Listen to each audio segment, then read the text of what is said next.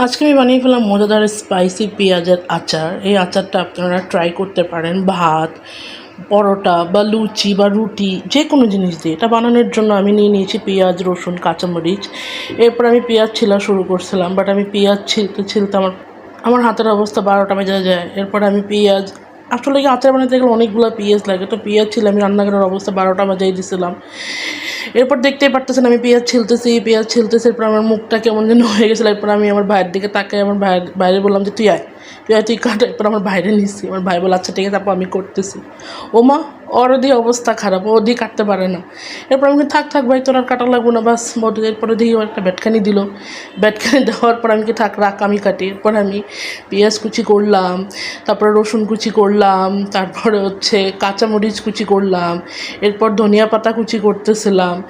এরপরে কি করছি, বাদাম ভাজছিলাম, বাদাম দরকারি আচারের জন্য। বাদামটা সুন্দর করে ভাইজা তারপরে এই যে হামান দিস্তা বলে এটার মধ্যে নিছেই।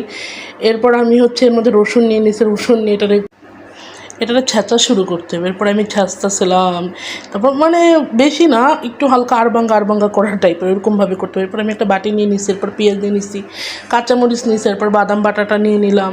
এরপর যাবতীয় যা মশলা থাকে বাসায় এগুলো সব দিয়ে দিছি। এরপর আমি গরম তেল ঢালতে চাইছিলাম, বাট ঢালা হইতেছিলাম, এরপর আমি চামচ দিয়ে ঢালছি। এরপর হচ্ছে আমি তিল দিয়ে দিলাম, ধনিয়া পাতা দিছি, মজা বাড়ানোর জন্য একটু টমেটো কেচাপ দিয়ে দিছি। এরপর এই যে রেডি পেঁয়াজের আচার। আসলে এটা বানানোর জন্য আপনার 2 মিনিটের থেকেও কম সময় লাগে, কিন্তু এটা খাইতে ও মাই গড, এটা অনেক অনেক মজা। তো আমি এটা বানাইছিলাম হচ্ছে পরোটা দিয়ে খাওয়ার জন্য। পরে আমি পরোটা, এরপর দেখি আচারও শেষ, পরোটাও শেষ।